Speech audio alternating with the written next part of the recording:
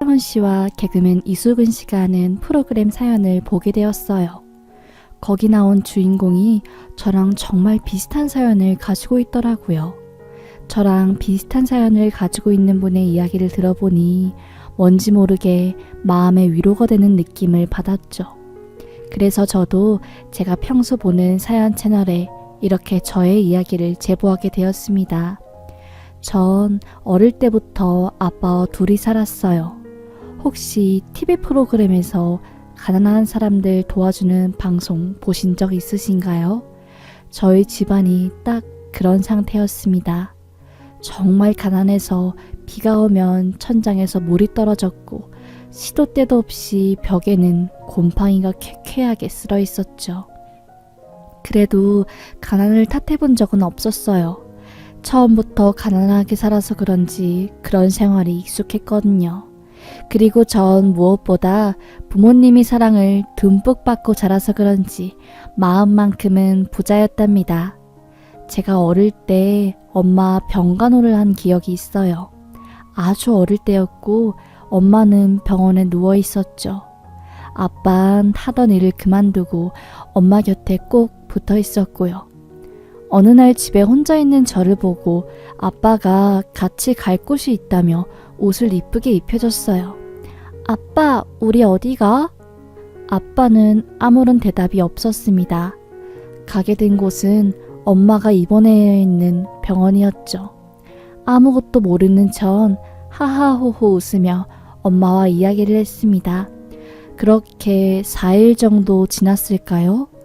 의사 선생님들과 간호사 선생님들이 분주하게 엄마한테 왔고 전 간호사 선생님 손에 이끌려 다른 방에 가게 되었어요. 그리고 아빠가 저에게 와서 말했죠. 엄마가 먼 여행을 떠나게 되었어. 엄만 암으로 돌아가셨고 그렇게 저와 아빠 단둘이 남게 된 거였답니다. 엄마가 죽은 이후로 아빠는 엄마 병원비를 갚기 위해서 일용직 노동을 전전하셨지만 몸이 좋지는 않으셨어요. 그래서 전 일찍부터 일을 하기 시작했죠. 중학교 때부터 전단지 아르바이트부터 시작해서 고깃집 서빙, 청소, 신문 배달 등등 안 해본 게 없었어요. 어릴 때부터 일을 해서 그런지 고된 일을 하는 게 익숙하더라고요. 모든 일이 다 그런 줄 알았죠. 그러다가 우연히 캐드 일을 시작하게 되었어요. 동네 미용실에 갔더니 거기 원장님이 저에게 그랬죠. 학생은 나이도 어린데 고깃집이나 연탄집 서빙하지 말고 좀 좋은 곳에서 일해. 우리 손님으로 오는 아가씨는 캐드 일에서 돈도 많이 벌고 이쁘게 하고 다니더라고. 돈 많이 번다는 말에 혹하게 된 전 수소문에서 캐드 일을 하게 되었습니다. 서글서글하게 잘 웃고 친절한 이미지 때문인지 저를 지정해 주시는 손님들이 많았어요. 그러다가 한 손님이 자기가 아는 변호사 사무실이 있는데 서류 정리를 하는 사람을 뽑는다며 저를 추천해 주신 거죠. 그렇게 저와 그 남자와의 인연이 시작된 거였습니다. 캐디 아가씨는 자외선 강한 곳에서 일하지 말고 실내에서 일해. 나이도 아직 20대 초중반인데 언제까지 몸쓴 일을 하겠어. 거기 변호사 사무실이 내가 아는 사람이 일하는 곳인데 분위기도 좋고 일하기 편할 거야. 뭐 다른 송사 업무나 복잡한 세무회계 일 하는 것도 아니고 소송 관련해서 서류 정리하고 변호사 밑에서 일 돕는 거니까 어렵지 않을 거야. 젊은 사람들이 하기에 좋아. 인상이 좋다는 이유로 변호사 사무실에서 아르바이트를 하게 된 전 처음에 기가 좀 죽어 있었어요. 제가 살아온 세계와는 완전히 다른 길을 걸은 사람들이 질비했기 때문이었죠. 다들 멋지고 이쁘고 게다가 능력도 좋았으니 말이죠. 그래서 전 기가 팍 죽었습니다. 제가 처음 담당한 여자 변호사님은 그런 절 못마땅하게 보더라고요. 아, 진짜 이 빠릿빠릿하게 못하네. 고졸이라고 했나요? 요즘 상고에서도 이런 서류 정리랑 간단한 세무는 다 배우지 않나? 이력서 보니까 상고 나왔더만. 거기서도 은행원 쪽으로 많이 빠지지 않나? 아, 답답해. 죄송합니다. 더 열심히 하겠습니다. 열심히 하지 말고 잘하세요. 잘 좀 하라고. 매일 혼나는 저를 지켜보던 한 나이 지긋한 변호사님이 그러더라고요. 서 변호사, 요즘 기분 안 좋나 봐. 새로 들어온 알바생한테 좀 부드럽게 해줘봐. 아휴, 변호사님, 답답해서 살 수가 있어야죠.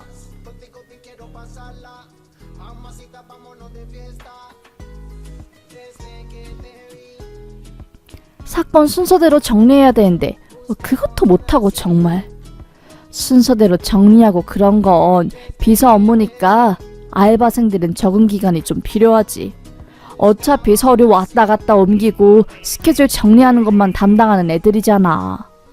결국 전 그 여자 변호사 담당에서 다른 남자 변호사 담당으로 바뀌게 되었습니다. 새로 바뀐 변호사님은 저에게 아무 말도 안 하셨어요. 그냥 감사합니다. 네, 저기에 두시면 됩니다. 이것 좀 정리해 주시고요. 딱 사무적인 이야기만 주고받았습니다. 그렇게 6개월 정도 일했을까요? 저도 일하는 게 편해졌고 딱히 기눌릴 일도 없었어요. 어쩌면 다른 젊고 명문대 나온 잘난 변호사들보다는 수다분하고 나이도 좀 있고 아저씨 같은 변호사를 담당해서 마음이 편해진 걸 수도 있었고요. 그 변호사님은 집에도 잘 안 들어가셨어요. 늘 늦게까지 사건 관련 공부를 하시느라 마지막 자리를 지키고 있으셨죠. 저도 그런 변호사님을 따라 야근을 종종 했습니다. 하루는 변호사님이 출장을 갔다 온 뒤에 술에 잔뜩 취해서 사무실로 들어오신 겁니다. 평소엔 사적인 대화를 전혀 안 나누는 편인데 술만 마시고 들어오면 그렇게 저에게 개인적인 이야기를 많이 하시더라고요. 처음에는 받아줄만 했어요. 그냥 상사의 넋두리라고 생각하면 한 귀로 듣고 한 귀로 흘리는 게 되더라고요. 그런데 몇 번 그런 넋두리가 지속되다 보니까 저도 지치는 겁니다. 친구들을 만날 때마다 사정을 털어놓았죠. 너 요즘 일하는 거 어때? 로펌 쪽에 들어가서 일한다며. 거기 원래 엄청 들어가기 힘든 곳 아니야? 나야 뭐 알바인 거지. 근데 내 담당 변호사님이 진짜 술만 마시면 인생 한탄하고 자꾸 힘든 이야기만 해서 버티기 힘드네. 야, 그래도 투덜대지 말고 꾹 참고 다녀라. 어디 사회에서 변호사 만나기 쉬운 줄 아냐? 잘 보이면 너 인맥으로 써먹을 수도 있는 거고 여러모로 좋잖아. 친구들은 대단히 현실적이었어요. 묘하게 변호사님과 그런 시시콜콜 이야기를 하다 보니 친해지는 느낌도 있었고요. 슬쩍슬쩍 저에게 먹으라고 간식 같은 것도 건네주셨고요. 그렇게 그곳에서 일한 지 1년 정도 되었을까요? 아빠가 아프다는 소식을 듣게 된 거였습니다. 일 때문에 서울로 상경한 전 아빠가 아픈지도 모르고 있었어요. 폐가라고 불러도 이상하지 않는 그 허름한 집에서 아빠는 딸에게 말하면 괜히 짐이 될까봐 간암을 숨기고 끙끙 앓고 있었던 겁니다. 아빠가 병원에 입원했다는 소식을 들었을 땐 이미 손을 쓰기 늦은 상태였어요. 의사 선생님은 저에게 그러시더라고요. 길어야 한 달입니다. 이 정도 되면 고통이 상당히 심하셨을 것 같은데 아버님이 어떤 마음으로 버티신지 잘 모르겠네요. 저희 의료진이 지금 할 수 있는 건 고통을 줄여줄 수 있는 강한 진통제를 놔드리며 편하게 갈 수 있도록 하는 것뿐입니다. 전 하염없이 눈물을 흘렸습니다. 하늘에서 구멍이 났다는 표현이 뭔지 알겠더라고요. 아빠는 일주일을 버티다가 돌아가셨습니다. 아빠의 짐을 정리하려 집을 갔어요. 장판 밑에 깔려있던 아빠의 꼬깃꼬깃한 10,000원짜리 지폐들, 저를 위해서 모아두셨더라고요. 아빠를 따라가고 싶었습니다. 가난하게 살아온 아빠는 장례식에 올 친구 하나 없었고요. 전 직장 담당 변호사님께 아빠의 부고로 인해 일주일간 휴가를 내겠다고 말했어요. 장례 절차가 시작되자마자 바로 장례식장을 찾아온 사람은 바로 변호사님이었습니다. 괜찮아, 서연씨? 펑펑 울고 있던 절 변호사님이 꼭 안아주었습니다. 변호사님은 퇴근한 후 바로 저희 아빠 장례식에 3일 내내 와주셨어요. 정말 힘들 때 누군가 곁에 있어주는 게 이렇게 큰 힘이 된다는 걸 그때 알게 된 거였지요. 사실 담당 변호사님 제가 별로 안 좋아했거든요. 나이도 많고 스터분하고. 그 나이까지 장가 못 간 이유를 알 것만 같은 느낌이었거든요. 사람들과 잘 어울리지도 않고 일만 딱 하고 집에도 안 가고 일 중독에 변호사였기에 다행이네 정도의 사람으로 저도 모르게 생각하고 있었는데 너무나 후회가 되더라고요. 그렇게 장례를 다 마친 뒤 집에 들어오니 공허함이 몰려오더라고요. 죽고 싶었습니다. 세상에 하나뿐인 가족인 아빠를 떠나보내니 더 이상 살 이유가 없었어요. 침대에 누워서 어떻게 죽어야 하는지 생각만 하고 지냈죠. 회사에도 그만두겠다고 말을 했습니다. 아빠 돌아가셔서 힘든 건 알겠는데 일주일만 더 쉬고 다시 와서 일해. 이럴 때일수록 바쁘게 일해야지 빨리 회복할 수 있는 거야. 다른 사람 안 구하고 서연씨 계속 쓸 거니까 딱 일주일만 더 쉬고 와. 변호사님은 저를 붙잡으셨어요. 결국 일주일 뒤 다시 재출근을 하게 된 저는 눈물을 삼키며 꾸역꾸역 일을 하게 되었죠. 한 달 정도 지나니 조금 버틸만 해지더군요. 사건들이 너무 많아 함께 야근을 하던 도중 갑자기 저에게 말을 거시는 겁니다. 서연씨, 이젠 좀 괜찮아? 그 말을 들은 저도 모르게 눈물을 펑펑 흘리게 되었어요. 당황한 변호사님이 손수건을 건네주시고 전 말도 못할 정도로 꺽꺽대며 울었습니다. 괜찮아요, 변호사님. 물어봐 주셔서 감사합니다. 많이 힘들었나 보네. 오늘 일은 여기까지 하고 밖에 나가서 뭐라도 사 먹자. 그날 사단이 벌어진 거였어요. 술이 들어가다 보니 변호사님과 인생 깊은 이야기를 나누게 된 거였습니다. 대학 졸업 후 12년 동안 사법고시만 준비하느라 남들이 다 하는 연애, 결혼, 자식 그 어느 하나 해내지 못했다면서 서럽게 말씀을 하시더라고요. 실패한 인생이고 어릴 때부터 죽고 싶은 마음이 컸다면서요.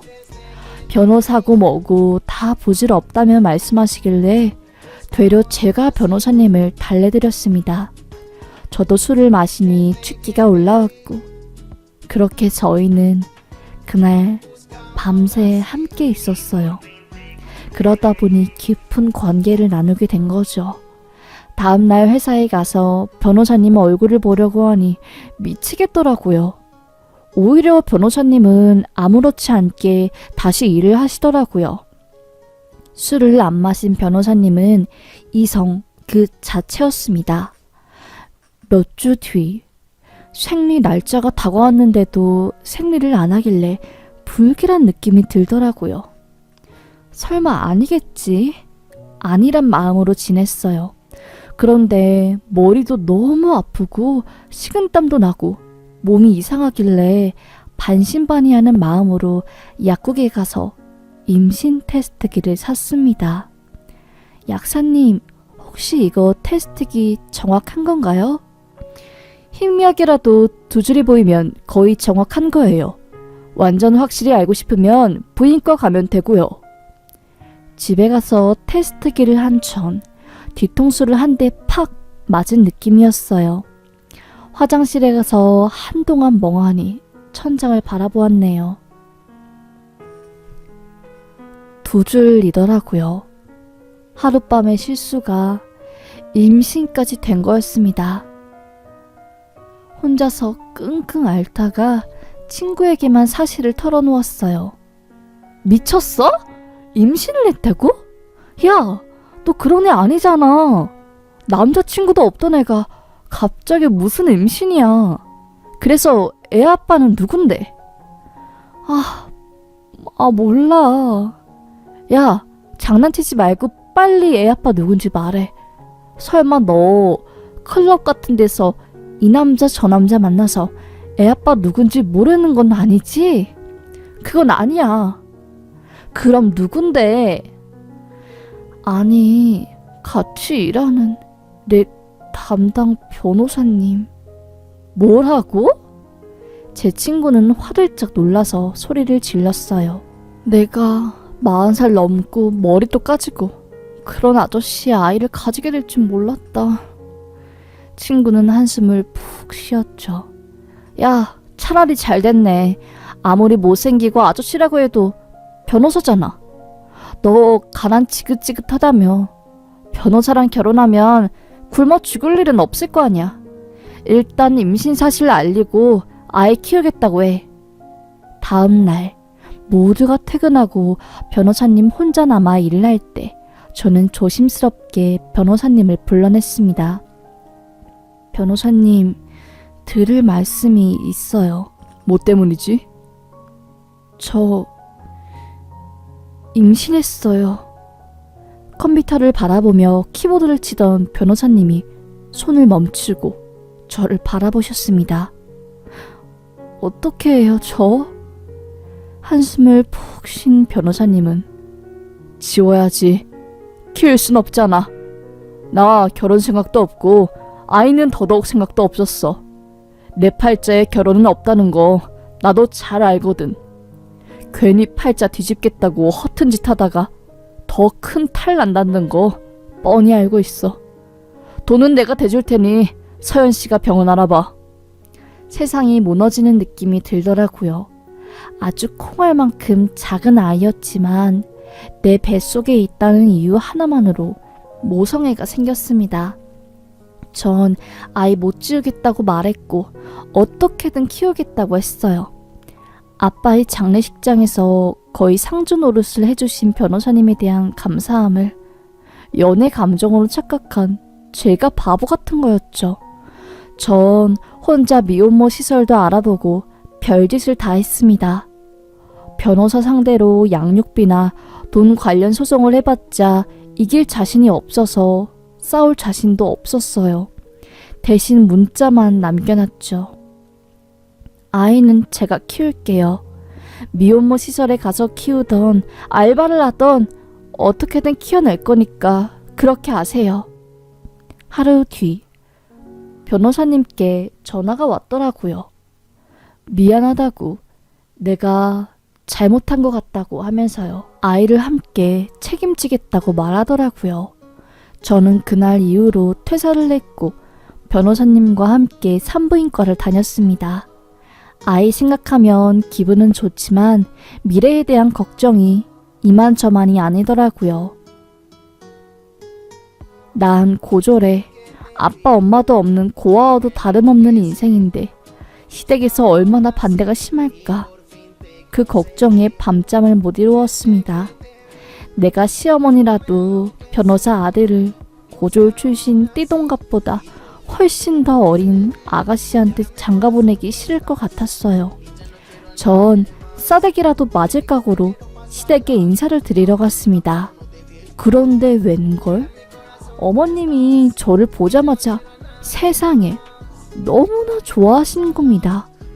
당연히 문전박대 당하고 무릎 꿇고 아이만은 키우게 해달라고 사정사정할 생각까지 다 했는데 저를 보자마자 꼭 안아주시며 아이고, 너무나도 참한 어린 아가씨가 어떻게 우리 아들을 만나게 된 거야.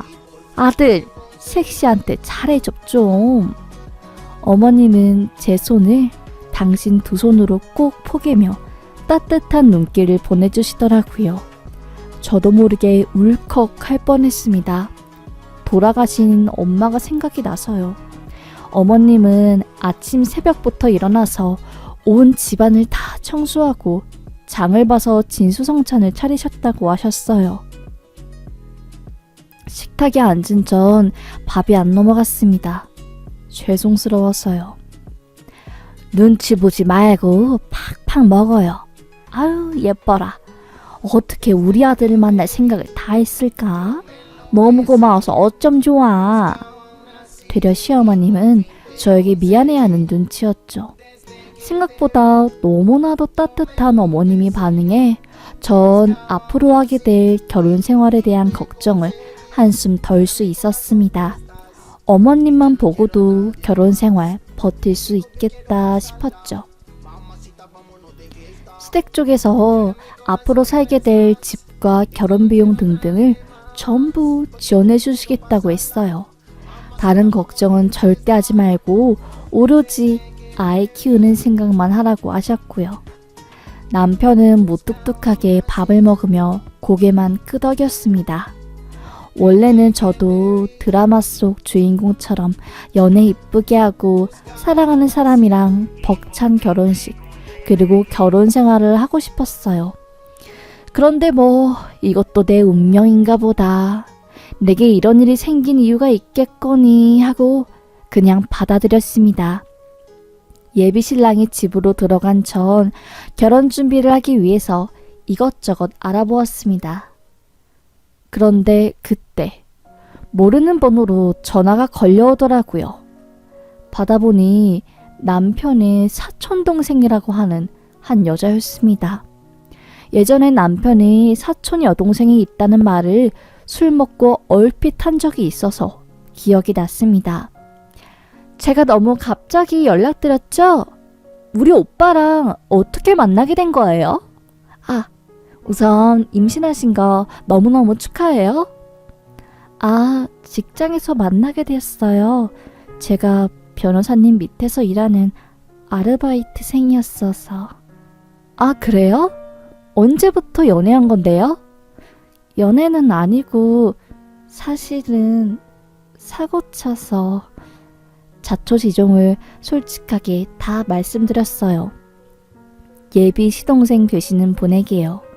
저도 거짓말을 잘 못 치는 성격이라서 말하다 보니 치부라고 할 수 있는 부분까지도 술술 말하게 되더라고요. 제 이야기를 계속 듣던 예비 시동생은 점점 목소리가 어두워지는 겁니다. 사실은 제가 꼭 하고 싶은 이야기가 있어서 전화드린 거예요.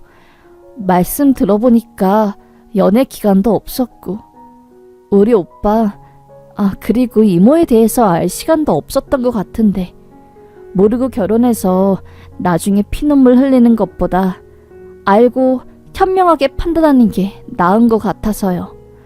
오늘 혹시 11시에 여기로 와주실 수 있으세요? 위치는 문자로 보내놓을게요. 오빠한테는 말하지 말고요. 네? 그냥 전화로 해주시면 안 되나요? 오빠가 변호사잖아요. 물증 같은 거 남겨놓으면 저도 불안하니까 그냥 만나서 얘기해요.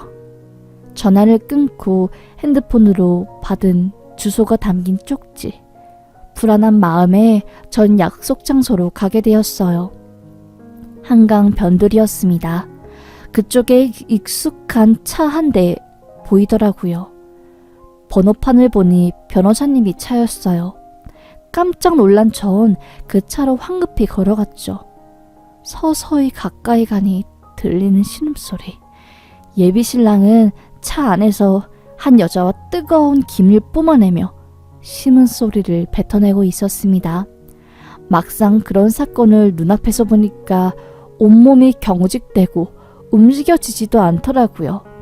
혹시라도 내 존재가 들킬까봐 대로변으로 가서 택시를 불러 집으로 겨우 왔고요. 친구에게 전화를 걸어 이 모든 사실을 말해주었습니다. 친구도 섣불리 조언을 해주지 못하더라고요. 오빠의 사촌동생이 말하고 싶었던 게 이거였구나 싶었습니다. 그래, 내가 연애하다가 혼전 임신한 것도 아니고 사고 쳐서 혼전 임신한 거에다가 변호사님도 아이를 지우라고 했으니 그런 상황에서 결혼하고 싶어하는 내 마음은 어쩌면 욕심일 수도 있어. 몇 날 며칠을 고민하다가 결국 저는 파혼을 하기로 마음을 먹었습니다. 시동생에게 문자도 보냈어요. 알려주고 싶어한 게 이거였군요. 만나는 여자가 있었다는 거. 그리고 결혼 직전까지도 하룻밤을 보낼 정도로 정리가 안 된 상황이라는 거. 알려주셔서 감사합니다. 아이는 혼자서 어떻게든 키워봐야죠. 변호사님이 집에서 저희 짐을 바리바리 싸서 전 친구 집에 들어갔어요. 그리고 전화했죠. 미안해. 우리 결혼 없던 걸로 하자. 파혼하자. 당신한테 여자 있다는 거 알았고 얼마나 깊은 관계인지도 대충 알고 있으니까. 내가 결혼하고 싶은 이유는 우리 아이한테 좋은 아빠를 만들어주고 싶었기 때문이야. 그런데 좋은 아빠가 되기엔 당신이 너무 결혼과 아이에 대한 진지함이 없는 것 같아. 어머님한텐 그냥 성격 차이로 파혼 결정했다고 할게. 어머님한테까지 상처 주고 싶진 않아. 그래도 어머님은 내게 잘해주셨으니까. 갑자기 그게 무슨 말이야? 여자라니. 누가 대체 그런 말을 한 건데? 어? 당신 사촌 여동생이 나한테 전화 왔어. 걔가 전화를 했다고? 뭐라는데? 걔가 어디까지 말했는데? 남편은 갑자기 소리를 버럭 지르더라고요. 이때부터 뭔가 찔리는 게 있었던 모양인 거죠. 들은 게 아니라 내가 직접 봤어. 한강에서. 당신이 당신 차 안에서 했던 짓거리들. 전 어머님에게도 전화를 걸어 자초지종을 간략하게 설명드렸습니다. 거짓말하기 참 힘들었는데 그래도 저에게는 따뜻하게 대해주신 어머님에게 상처를 주기는 싫더라고요. 아들이 바람펴서 예비 며느리가 파혼을 선언한다는 것보다는 그냥 성격 차이로 헤어지게 되었다는 게 더 덜 아프실 것 같아서요. 어머님 저예요. 드릴 말씀이 있어서요. 아무래도 결혼 진행하지 못할 것 같아서요. 그게 무슨 말이니? 아까 핸드폰 보니 아들한테도 부재중 전화가 엄청 와 있던데 너네 싸운 거니? 죄송해요. 성격 차이 때문에. 어머님은 만나서 이야기 좀 하자고 그러지 말라고 저를 말렸지만 전 마음을 굳게 먹은 뒤였어요. 저희 전화를 듣고 충격을 받으신 어머님은 예비 신랑이 회사까지 찾아가서 막 뭐라고 했나 봐요. 결국 그날 저녁 어머님네 댁에서 모두 모여 상황에 대해 이야기를 하기로 했어요. 어머님 댁에 도착하니 한 여자가 앉아있는 겁니다. 알고 보니 남편의 사촌동생이었죠. 전화로만 이야기를 해서 얼굴은 모르는 상태였는데 아주 마르고 얼굴은 이쁘장하게 생겼는데 뭔가 음산한 기운이 느껴지더라고요. 상상하던 이미지랑은 완전히 다른 느낌이었습니다. 어머님, 더 길게 이야기할 것도 없을 것 같아요. 파혼하겠습니다. 말이 끝나기 무섭게 시동생이 씩 하고 웃더라고요. 너희 성격 차이로 파혼 결정한 거 아닌 거 다 알아. 내 아들이 다른 여자 만난 걸 봤다며. 내가 정말 아들놈 때문에 속 썩어서 살 수가 없어 살 수가. 아가 정말 미안하다. 날 봐서라도 우리 아들 한 번만 용서해주면 안 되겠니? 죄송해요 어머님. 저희 말이 끝내기 무섭게 어머님은 시동생에게 버럭 소리를 지르며 화를 냈어요. 넌 내 부모님 돌아가시고 나서 내가 피땀 흘려 거두어 키웠더만 어떻게 맨날 집안에 풀나만 일으키니? 너랑 연 끊고 살려고 했다가 안 되겠어서 오늘 너 부른 거다. 도대체가 네 오빠 와이프 될 사람한테 어떤 말을 전화로 했길래 이렇게 착한 아이가 변심을 한 거야? 제가 어디까지 말했을 것 같은데요, 이모? 괴발아진 눈빛으로 어머님을 째려보는 시동생의 표정에 섬뜩함을 느꼈어요. 시동생은 돌아가신 남편이 작은 이모가 재혼할 때 얻은 아이였죠. 배 아파서 낳은 아이는 아니고 새 이모부가 데리고 온 자식이었던 거죠. 교통사고로 부모님이 떠난 피 한 방울 안 섞인 조카를 안타까운 마음에 거두어들였는데 모종의 이유로 어머님과 연을 끊고 집을 나가 살았다는 겁니다. 시동생은 오빠가 말해봐. 왜 나만 맨날 못된 역할을 맡아야 하는데? 우리 엄마 아빠 재산 이모가 다 가지고 가서 나 20살 되고선 절반밖에 안 줬잖아. 그리고는 뭐? 나보고 미친년이라고 욕했지? 분에 찬 시동생은 흥분을 멈추지 못하고 소리를 지르자 변호사님이 시동생 입을 틀어막고 집 밖으로 끌고 갔습니다. 그때 시동생이 그러더라고요. 언니, 그날 한강에서 오빠랑 잔 여자가 나예요. 내가 다 말해줄게. 내가 이것까지는 말 안 하려고 했는데 나 오빠랑 16살 때 안방에서 잤어. 그러다 일찍 집에 온 이모한테 걸렸고 그때 난 이 집안에서 쫓겨났고 그 일 때문에 성인 되고 나서 우리 엄마 아빠 앞으로 나온 보험금 절반밖에 못 받았거든. 뭐 내 동생 보험금은 내가 가지고 간다나 뭐라나.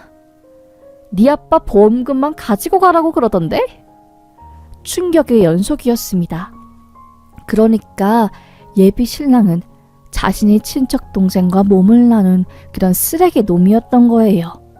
아무리 피 한 방울 안 섞였다고 하지만 소설 속에서나 들을 법한 이야기를 들은 전 뒤통수를 망치로 한 대 맞은 기분이었습니다. 예비 신랑이 사법 공부하면서 사람도 안 만나고 외로우니까 사촌 동생이 생각이 났던 거고 어머님 몰래 둘이 다시 연락이 되어 몸을 나누며 정을 키워갔대요. 남들이 들으면 손가락질할 관계이니 쉬쉬하면서 만나다가 예비 남편은 혼기를 놓쳐버린 거였고요. 내가 변호사만 되면 돈 벌어서 우리 시골에서 조용하게 살자. 아무도 모르는 곳에 둘이 가서 평생을 기약하자던 사촌 오빠의 말은 변호사가 된 뒤 휴지 조각처럼 사라져버린 거고 배신감을 느낀 시동생은 분노로 가득 찬 하루하루를 보내며 가난하게 살고 있었던 거죠. 그러다가 사촌 오빠가 한 여자랑 결혼한다는 사실을 친척들을 통해서 듣게 된 사촌 오빠에게 연락해 모든 것을 비밀로 할 테니 마지막으로 하룻밤을 보내자고 제안한 거고 그날 저를 불렀던 겁니다. 이 모든 게 시동생의 계획하에 벌어진 일이었어요. 질투를 넘어선 분노가 온 집안을 파국으로 만들었던 겁니다. 그래서 파혼한다는 소식에 시동생이 씩 웃었던 거더라고요. 전 남편과 시동생의 뺨을 한 대씩 나란히 갈겼습니다. 둘이 뭐 올드보이 영화 찍니? 살다 내가 이렇게 기가 막힌 이야기는 처음 들어보네. 어머님은 조카 머리채를 쥐어잡으며 고래고래 소리를 지르셨죠. 굴러들어온 년이 우리 집안을 아주 풍비박살내는구나. 우리 집안 피 한 방울 안 섞인 고약한 꼬리 9개 달린 금요 같은 년. 넌 네 아빠 따라서 하늘나라 진작에 갔어야 했어. 우리 아들 인생 쥐 파먹은 것. 내가 아들 인생 쥐 파먹었다고?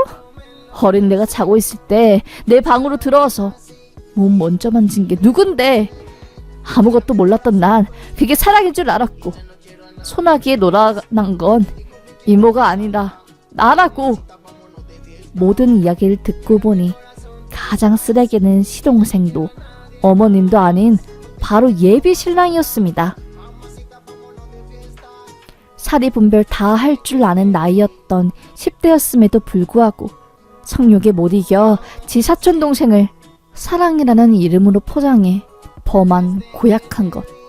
전 예비 신랑이 얼마 안 남은 정수리 머리를 쥐어뜯으며 평생 해본 적 없던 10원짜리 욕들을 막 쏟아냈네요. 그날 집안은 아수라장이었습니다. 전쟁터가 따로 없었고 몇 시간 내내 고함을 지르고 충격적인 이야기를 들은 전 실신하기 직전이었어요. 그곳을 얼레벌레 탈출한 전 친구에게 전화를 했고 저를 마중 나온 친구 얼굴을 보자마자 저는 쓰러졌습니다. 눈을 떠보니 응급실이었어요. 의사는 임신 초기인데 이렇게 무리하시면 절대로 안 되십니다. 혈압 이상으로 쓰러지셨어요. 정말 큰일 나요. 아이 잃을 수도 있습니다. 다행히 아이는 무사하시고 안정기에 접어들 때까지 절대로 무리하시면 안 돼요. 따로 약 처방은 안 나갈 거고 탈수 증상이 좀 있으셔서 수액 놔드릴 거예요. 친구는 대체 무슨 일이 있었길래 사람이 녹초가 되어서 나타나냐고 저에게 물었죠. 내가 너한테 이 모든 사실을 말해줘도 너가 믿을지 모르겠다. 나 또한 믿기지가 않는 일이라서. 다 믿을 테니까 좀 말해봐. 상황을 알아야 나도 너한테 도움이 돼주지. 전 제가 지금까지 쓴 이야기들을 친구에게 모두 말해주었습니다. 이게 진짜라고? 와, 영화에서만 나오는 일인 줄 알았는데 너 괜찮아? 아니, 안 괜찮아. 그런데 아이 위해서라도 힘내야지. 내가 안 괜찮으면 아이는 큰일 나니까. 친구 집에서 신세를 지며 전 혼자 아이를 낳았습니다. 그래도 제 집안 사정까지 전부 아는 친구 덕분에 버틸 수 있었던 것 같아요. 낳은 아이를 데리고 아빠와 엄마가 계시는 선산에 올라가서 인사를 드렸죠. 엄마 아빠 나왔어. 미안해. 하나뿐인 딸내미가 이렇게 사고치고 손주를 안겨드리게 해서 한참을 울다 나왔습니다. 다행히 미혼모 시설 쪽에서 법률 관련 지원을 해주는 단체를 소개시켜 주었고 전 아이 아빠에게 양육비 소송을 하였습니다. 아무리 상대가 변호사여도 다행히 양육비를 받을 수 있는 위치에 제가 있었기에 소송은 어렵지 않다고 하더라고요. 일이 잘 풀려서 양육비를 받을 수 있게 되었죠. 아이 아빠는 저에게 그래도 사과를 하더라고요. 미안하다고요. 어머님도 저에게 전화가 여러 통 왔었어요. 저는 일부러 다 차단했습니다. 괜히 어머님만 보면 마음이 약해질 것 같았거든요. 어떻게 보면 어머님도 편견 없이 고졸인 저를 따뜻하게 대해주시고 며느리로 맞이할 준비를 진심을 다해서 하셨는데 의도와는 다르게 흘러가게 된 거였잖아요. 남편이 별로여도 어머님만 보고 결혼 생활을 하고 싶을 정도로 마음이 갔던 상황이었기에 그만큼 더 모질게 끊어냈습니다. 아이 낳고 초반에는 키우는 게 너무 힘들어서 산후 우울증도 오고 아이랑 함께 그냥 삶을 끝내고 싶다는 마음도 많이 들었어요. 근데 이런 말이 있잖아요. 낳은 정이 아니라 키운 정이라고요. 아이와 함께하는 시간이 길어질수록 너무 이뻐 보이더라고요. 아무리 고된 일을 해도 아이가 웃는 모습, 분유 먹는 모습을 보면 힘든 것도 싹 잊고 배고픈 것도 사라지더라고요. 아이를 낳은 건 내 인생에서 가장 잘한 일이야. 하늘이 주신 선물인 것 같아. 다행히 아이 아빠는 양심은 있었습니다. 양육비만큼은 꼬박꼬박 밀리지 않고 보내주었고요. 그리고 종종 어머님 성함으로 제 통장에 소정의 돈이 들어오기도 했어요. 아무래도 손주가 걱정되고 보고 싶기도 하고 저에 대한 미안한 마음 때문이었겠죠. 그래도 시댁 쪽 사람들과는 일체 연락하지 않았습니다.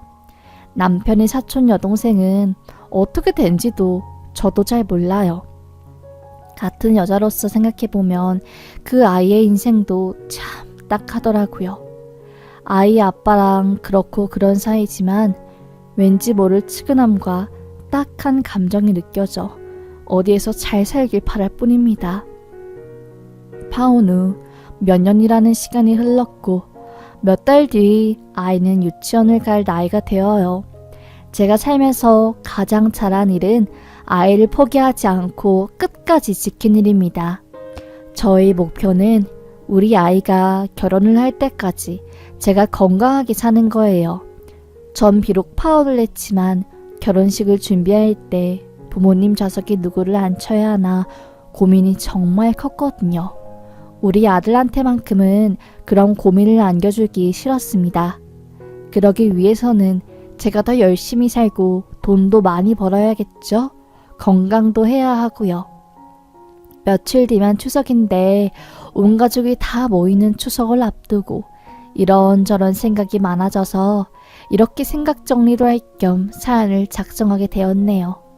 드라마 같은 일이 나에게 벌어지고 왜 나에게 하필 이런 일이 생기는 걸까 하는 마음에 이따금씩 우울해지기도 하지만 이게 바로 인생인 것 같기도 해요. 되돌아보면 가슴 아프고 힘든 일이 참 많지만 그래도 앞으로 남은 날들을 행복하게 살기 위해서 오늘도 힘내보려고 합니다.